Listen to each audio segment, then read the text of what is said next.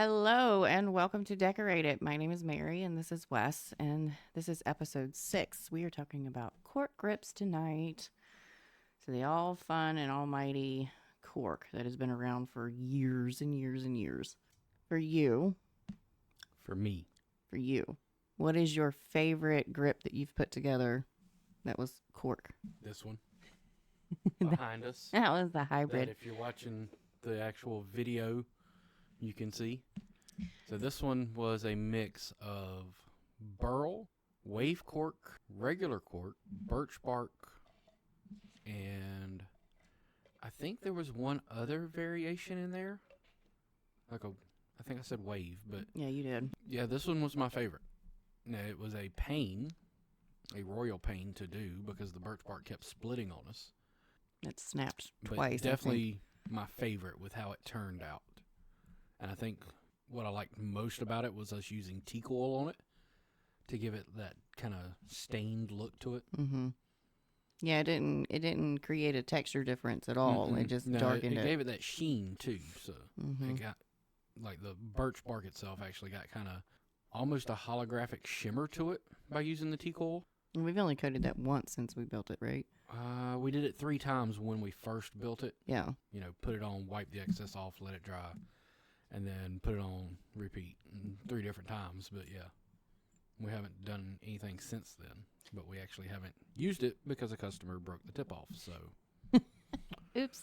but yeah, that one was my favorite. What was your favorite that you've done so far? So my favorite actually was the rod I just built last year for the customer. He came to me asking for a spay rod, but the blank that he had was a sage that had been discontinued, Mhm. and the length of it was not spay length. It was very similar to basically like a switch, same concept, just shorter. And I brought photos because we don't have it in house anymore. So this beauty, this is a combination of a bunch of different corks that I put together.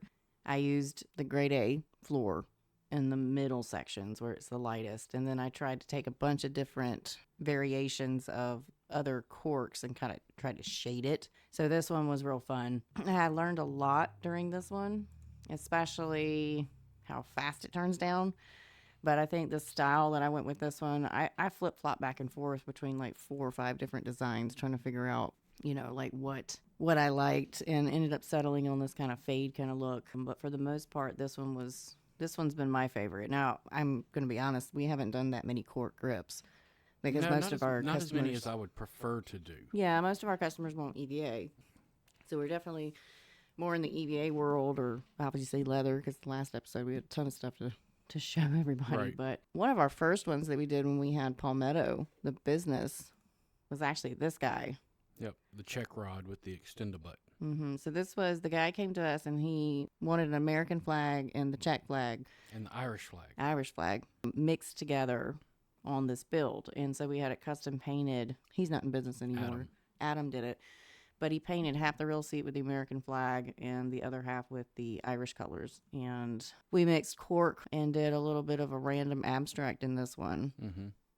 We didn't coat this one, I don't think, did we? No, that one didn't have any coating on it at all. It was just raw cork.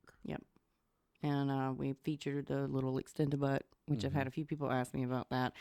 I don't think you can get it anymore. Mark Krause is the one that, He helped with another guy and designed it, and something fell out between all that. but they were, Manly Rods was selling it for a long time, but they stopped doing it. So I'm not sure if there's a version of this available now, but it was a great concept because you could have a shorter butt. That fly rod has it too, Mm-hmm. but we did a stainless tube instead of the standard aluminum. Yeah, because the aluminum would bend in that scenario for that Mhm. rod. But yeah, that one, we did a random abstract inlays on that with just basically, I think it was a burl cork on that one. Basically, yeah, it was a Um, dyed burl or something like that. But like I said, my favorite was this one because I went from the lighter shades, and then I think, God, I ordered a whole bunch of cork from Fugu and Fugu. Custom Rods. Which and, Fugu is the supplier here for cork for us. Yes. From Portugal. and so I got a whole bunch of different shades. Like one of them was like moonlight, and one of them was like moon something else. Like, and just basically went from the lightest to where it was gradually a little bit of color all the way to like the darkest color that I had picked up. So I really like the fighting grip on this one, shape and all that stuff. Yeah.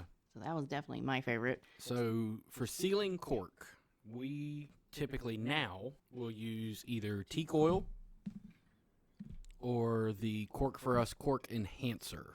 I Easy use that. application, odorless, and fast drying. I used that on the rod that I did last year, and it doesn't really darken the cork that much. It gives it a slight hue It's just when a it's tiny. wet, but once it dries, you don't really notice it. You completely sealed it. When we seal cork, it's either the teak or that cork sealer. For the most part, I don't like I know some people will put epoxy on it. Yeah, but at that point, I don't feel like there's any point in doing cork if you're putting epoxy on it. You know, as far as like cleaning cork, for instance, because a lot of people do it to preserve it or protect it, basically. You know, That's like putting a bra on a car. I don't agree with it. the ones on the front for the bugs. Yeah. Now, there's different ways of going about protecting your vehicles, but the bra itself is what I'm referring to as putting epoxy on cork.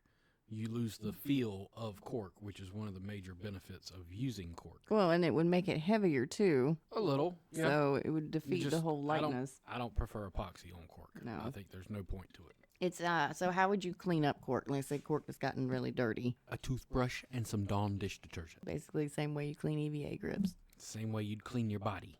All right, so here's one. So repairs on cork, because that's when we had Palmetto. That was our number one. People were coming in trying to repair it. So if it's lightly pitted, okay, you're missing a little bit of chunks here and there. You knocked it on the side of the boat and it just a little gouge got in it. Well, no, I'm not talking about gouges yet. I'm talking about the normal kind of pitting that wear and tear from those. Not the greatest. Like you're using the wave cork and stuff like this, and a little chip pops out. Yeah, and you got little holes. Yeah. Basically, how would you fix that? Grind a piece of cork down on a belt sander and take the residue, put some Type Bond 3 in it, and stick it in there, and then let it dry and sand it back down. What about that cork paste stuff that they have, or the cork filler? Yeah. I mean, you could, but I'd rather use cork dust and put it back in there of the same type of cork. So when you're gluing cork rings together, because we like to do custom, we like to do the cork rings, because the quality of the stuff that you're getting in the pre-made shape is not as great as Tis subpar as you would want it to be.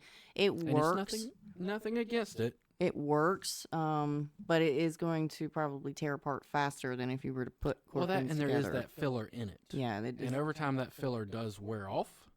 Yeah, and that's where you get the repair rods in that it kind of looks like termites had it.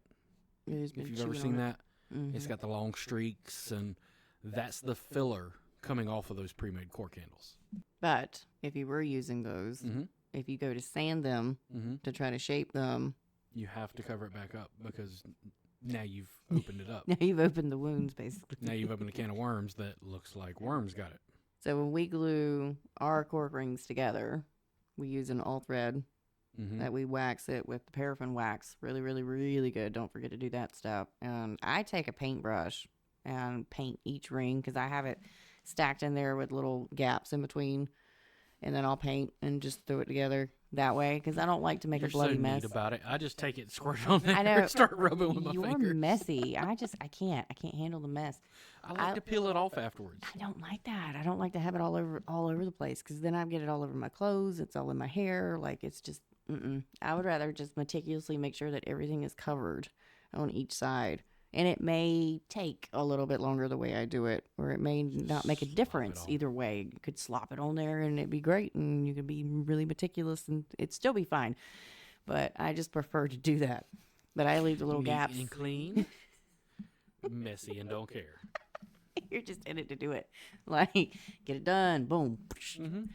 And then we take the wing nut and the wing nuts and the washers. Don't forget to wax the washers. And, there's also that jig that we have that the wood slides down on it and clamps it down for you, so it gives even pressure. Yeah, I don't like that.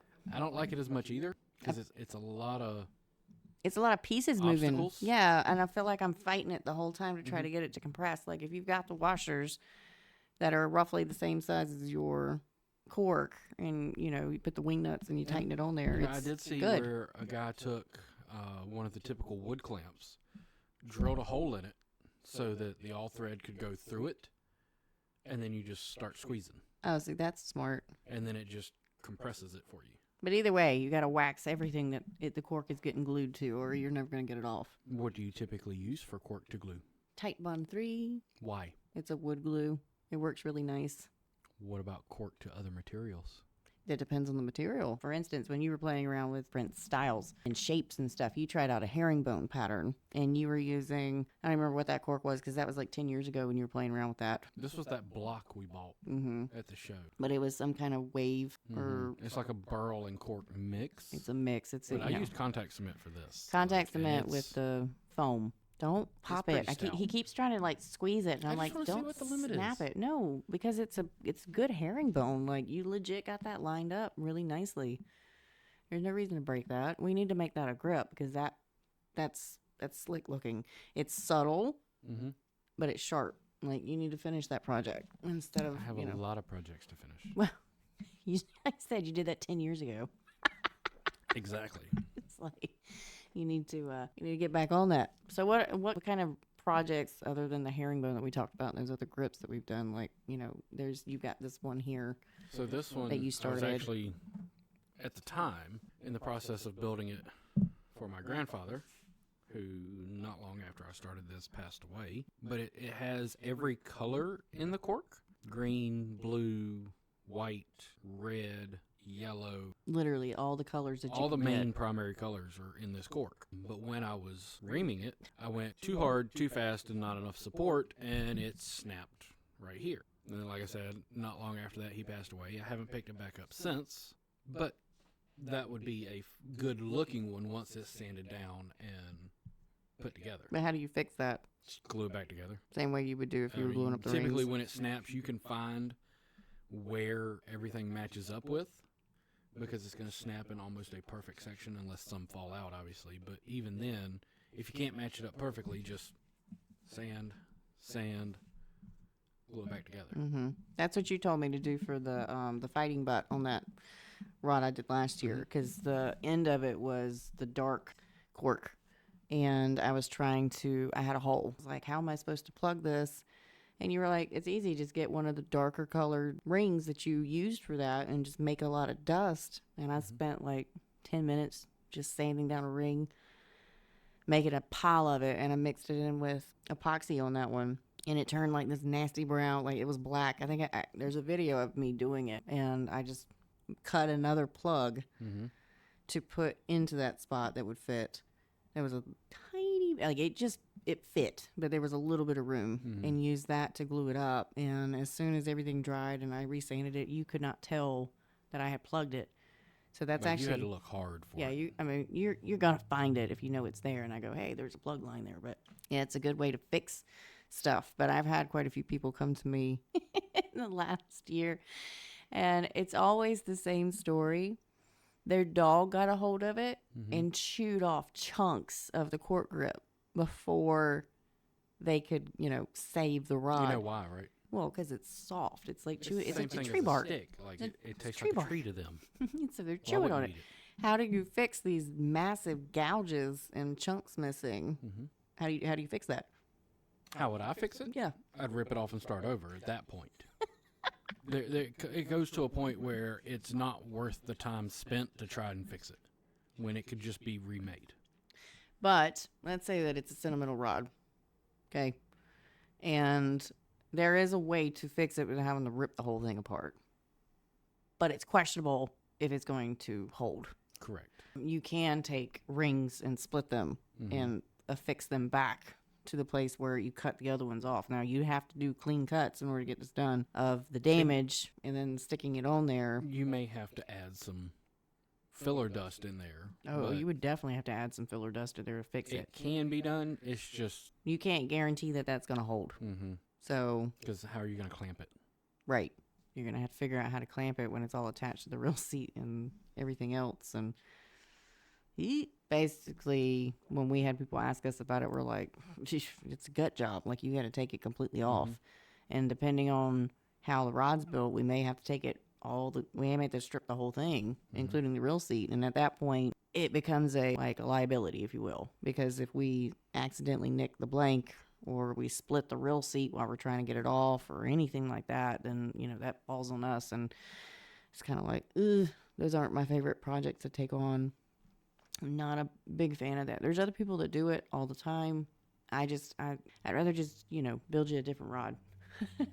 Put that one on the wall. We'll start over. The gouges aren't terrible. The easiest and quickest way to fix it is you could just put shrink tube over top of it, but you're going to have a texture there where you're missing stuff. Mm-hmm. Or you could repair it with the half rings and put shrink tube over top of it, or something like that over top of it to try to keep it from falling apart. But it's not. And if you want to look at the cork, there is clear shrink tubing available. There is clear shrink tube. We used it on your sister's rod when we did. Yeah, the one that got stolen. Yeah. Didn't we use it on her second one too? Mm-mm. No, it was on that first one that got stolen. Dang. We took, she had a red, white, and blue theme, and we found paracord. There's red, white, and blue. And then we found clear shrink tube and shrunk it over top of it to protect it. That's a good looking rod, too. It was. It's running around out there somewhere. Somebody has it. So what's the pros and cons of using cork versus any other material? You want honest opinion, or do you want legitimate answer? Yes. Okay. My opinion is cork is the best. There is no con. Okay. The legitimate answer is cork is the best. The only con is you may have to fix it later. Well, if you take care of it like anything else, it's gonna have it has a timeline. Cork's gonna eventually mess up. Yes. Whether it's the edges, I mean, it depends on how the thing's sanded down. Because if you leave the hard, sharp edges on the cork rings, it's gonna chip off. If it's sanded down to the real seat or the butt or however it's built, it shouldn't have any big dramas. That also depends on the quality of the cork too. Mm-hmm. If you get good stuff, like stuff coming from Cork for us, then on the blocks, they have blocks now. It's good quality. Mm-hmm. So I would, put that up against anything. Stuff that you're going to get that's pre-made, pre-shaped, that stuff's going to fall apart a lot quicker than the cork rings and stuff are going to, in my opinion. I don't have any statistics to back that up, but I have data. I have repair knowledge for when we did it for almost 10 years, repairing rods and stuff. Like Cork was always the one that was getting just destroyed. But it was also a lot of factory rods that it's pre-made. Yeah, handles. I'm not saying any other custom builder is making crap. I'm just saying that the stuff that came back to us from the store, I guess I should reiterate that, from stores was just getting pummeled. I just prefer cork for the feel of it. Mm-hmm. Because you don't get that give that EVA gives or the EVA has. Because, I think of a fishing rod, and, I think it was in the most recent article of Rod Maker. Tom was comparing fishing rods to hatchets and hammers and other tools of that sort. Mm-hmm. They have wood and stiffened handles for a reason. Mm-hmm. Yeah, because your fishing hammer's not bending. The same way. Because think about it, if you're grabbing foam all day, it starts to give at pressure points. That creates pressure points on your hand. Yeah. That's why most fly rods, 99.99% of fly rods, have cork or wood. That's a casting all day long. It's not one of those just and let the bait sit for a little while. Right. But that comes into the durability of it and the comfortability of it. Yeah. Well, and then, the shape. There's so many different shapes of cork. We have a whole notebook that's just slap full of custom fly grips. Mm-hmm. Handed them out maybe 8 years ago. But anyways, we got a whole bunch of these templates for the Fool's Well and the reverse. And, there's 20 of them. Mm-hmm. Different shapes and styles and for different... You can use those shapes on foam and other mediums, but cork just seems to hold up better. Well, it's a classic. It looks better. It's a classic. And even if you don't get into, maybe you don't like all the different burls and the colors and stuff that they have available or the styles and stuff, there's other things that you can do to cork. I mentioned it in one of the previous podcasts where we were talking about, basically things that you could do to your grips. And one of them is wood burning. Mm-hmm. Pyrography, as they're now calling it nowadays. You can burn images into these grips. There's some people that are using lasers to do it with a rotator. I actually just started playing around with wood burning 2 weeks ago now. Something like that, yeah. Because I had a customer ask me if I could wood burn some images onto a grip. And I'm like, I don't know. I need to test it out because it's something I was interested in. So I'd be happy to, go buy some supplies and see if I could make that happen. And I did try it. I get a flat piece because obviously it's easier to do flat first. And I did a Day of the Dead sugar skull on a flat piece that I got from Hobby Lobby. It's basically, I don't even know what the wood is, but it's one of those sliced chunks of wood that has the actual bark around the outside. It's things that you would see hanging on the wall. And I was practicing to see if, one, I liked wood burning, and two, could I handle it? And I actually got really addicted to it immediately because I was like, ooh, that's fun. Not only does it smell awesome. That's where it comes in. The smell of wood burning. But it doesn't smell like a fire. So I will have to admit that it's not like I'm smelling the fireplace or like a fire pit burning the entire time. Like it's not like that. I'd probably get distracted and just hold it there to see how much smoke it'll I catch could on create. fire. Like if you leave the tip there long enough, you got a little flame happening and it'll burn. Like you got to be careful with it. I'd get distracted. Just, ooh, fire. But you can burn a hole through it real quick. But burning on wood is a lot different than burning on cork. You would have to completely and utterly take the temperature down. Like we have a little, this was a pre-made thing that we bought years and years ago. And our original burner had a bunch of stamps that came with it. And we were playing. We didn't know what we were doing. It didn't have a temperature dial on it. I bought one from Hobby Lobby while it was on sale. It was like, I think I paid $60 or $70 for it. It was normally like $100, but it came with a few tips. I could control the temperature, and I'm going to try, there's a section on here that doesn't have anything on it, and because this one's broke anyway. That's why we're using it as a test piece. And I'm going to try it on cork just to see. I have a couple pieces of wood that I'm going to use and try it on wood because she actually wants a wood grip that asked me about it. So we really don't have many fails in this particular category because the biggest fails we always have is them snapping when we're reaming them out. And it's usually because we're going too fast, too hard, too much. Not enough support on it. Just take your time. Or when I was sanding. So I'm used to working with EVA. And, and I was sanding down the grip for that customer's rod last year. And I had spaced out. Like I was listening to a song, to be honest. I was just in here jamming, right? And I wasn't thinking. And I looked down. I took it away because every time that I'm working with cork or even with the EVA, I've got calipers and I'm checking the size to make sure, I'm not going too far. And when I'm doing the shape, there's certain measurements that you're going to. And I took it down almost way too far. I was like 2 millimeters before it was at the point. And I was like, whoa, because the rest of the grip wasn't even close to being there. So I was like, stay away from that, because it sands down a lot faster than EVA does. And I was like, whew, okay. Kind of stressed me out a little bit.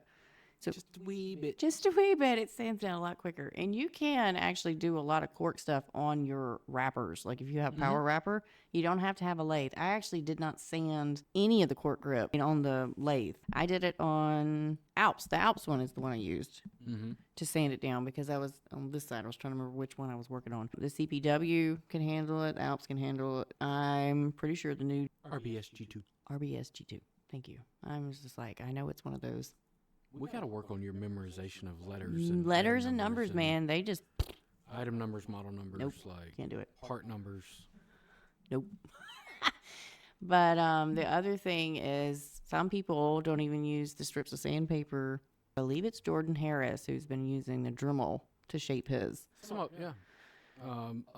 You can also use, I call it drywall paper. I don't know the exact name, but it's the open square The sanding stuff. sanding screen. But you can use that too. I don't like to use that personally. I don't know what it is about it. Because it works too fast for you. Probably. I like things to go a little bit slower than what, especially when I'm not like 1,000% comfortable with it. Like I don't want it to just go and go down to the sides because if I'd been spacing out with that same sheet of paper, It'd have been gone. I wouldn't have had a grip anymore and I had to start over. It'd have been gone. So And then finish it with like 300. I'm somewhere between that 340 and 4 when I do mine. And that's just because of the feel. Like I just like how it feels when I get done with it. Yeah.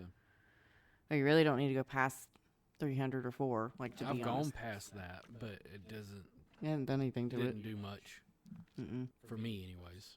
But basically, the stuff with cork is it's one of those things where I know with decorating it, like if you start the wood burning and stuff, totally can do that. You can add in a bunch of different materials to it. Just once again, be aware. You start turning down cork, it's going to turn a lot faster than EVA is. It's going to turn a lot faster than wood or acrylic. There's a whole bunch of stuff that people can do with it. You can do cork to acrylic. You can do cork to micarta. Oh yeah, micarta. You can mate it all up. You just have to figure out what glue is going to work best to bond those all together. Yeah, we do a little bit of testing because they're all going to be a little bit different. Contact cement's not going to work on everything. And then you also have to learn how to sand between the different materials and not have whoop, whoop, whoop, whoop. Yeah, because you'll have a lot of dips if the cork's trying to be turned right beside a piece of acrylic. Mm-hmm. I would think that you would want to have the acrylic completely turned to the shape that it needs to be before you try to get it glued to the grip. Blocks are your friend. What? Blocks. For what? Sanding. Oh, Blocks. sanding blocks. I'm like, what are you talking about? Blocks. I know there's some people, which I'm keen to figure out how they're doing this, but they're doing kind of like a wash of color on this. I bet it's an alcohol paint. It's probably an alcohol-based paint, something that would soak in a lot faster than your typical stains or something like that. But dry out and leave the color behind. It's for the longest time, it's been said that you couldn't paint it, you couldn't do anything like that. But then again, they also told us that we couldn't paint EVA, and EVA can 110% be painted. Texture just changes a little. Mm-hmm. So if you find out about it before I do, let me know. The guy, I said his name wrong the last time that we did this. Tom Johnson? Is it Tom Johnson? I think so. I think it's Tim Johnson. Timmy's Grips. It's something Mr. Johnson. Pretty sure it's Timmy's Grips. You're going to make me pull out my phone right now to make sure that I'm not lying to these people. But he is doing a ton of this stuff on Instagram. All right. Yes, it's Tim Johnson. Tim Johnson. And he is incredible. And he's the one that started to paint these things. And I follow him because these things are just amazing. He does like birds and fish and like all kinds of stuff. If you don't follow him, I'm not even associated with him. I just think he's an amazing artist. But if you don't follow him on Instagram, find him and look at some of the stuff that he's doing with grips, especially cork grips. It's all cork grips that I'm aware. And he just sells these things to people. But there is a way to paint them. I'm looking at all the stuff he's got in this one particular post, and these are legit. Oh, he did a dog. That's cute. These are legit painted of some way, shape, or form. So now the curiosity is going to get me, and I'm going to have to find out how to paint them. So it's out there somewhere. We'll find it. But they used to tell us you couldn't paint them. Mm-hmm. It wouldn't take the dye. And for the longest, you wouldn't see any kind of colored cork. It was all natural. Mm-hmm. A little shout out to American Tackle. Great company, great products. Big fan of microwave guides, and they've got the dry bag that they put out. Really nice thing. The roll top and the actual backpack. Yep, both of those are really nice. I love my backpack. Yeah, you got one. And use and a it. roll top. And you got the roll top, didn't you? Both of them. You got both of them? Yeah. Oh, I didn't know you had both. Yep. Look at you. I snuck that in there. Swaggin'. on your order. You snuck it on my order. No wonder I didn't know. That's the reason why you came in and opened the boxes like, I need to see something. I plead the fifth. I should have known better. One of my favorite blanks to work on is the ATX live bait blank. Love that blank. It is. You like it because of the size of the butt. I like the size of the butt. I'm not going to lie. There's you like big butts, and I cannot lie. No, I like the bigger rods because you have more space to put things on, like wraps that look better, grips, and the whole butt. But that is a really good blank for live bait, especially king fishing. The other favorite that I have is the Atrex, the 13-foot, because that's a skinnier version of a surf rod. It was designed for carp, but it fits the bill for a lot of things. A lot of the stuff that we used to build for the pier and for surf and all kinds of stuff. And it's 2-piece, easy to carry, 50-50 split on that blank. I've got quite a few in-house of both of those, actually, because I have ideas to get a couple more built before February. So you got a lot of ideas before February. I got a ton. You ain't gonna be sleeping if you get through those. Well, I figure once I get, Mud Hole is this coming Friday. we're going down there Thursday, and I'm teaching Saturday and Sunday. I have 3 classes to teach, which is awesome. But I figure when I get back from Mud Hole, it's basically just focus on getting that stuff done. I got 3 classes. Actually, more than that to heckle, because Mark is officially going now. So Yep, Mark Krause will be there. I will be asking questions.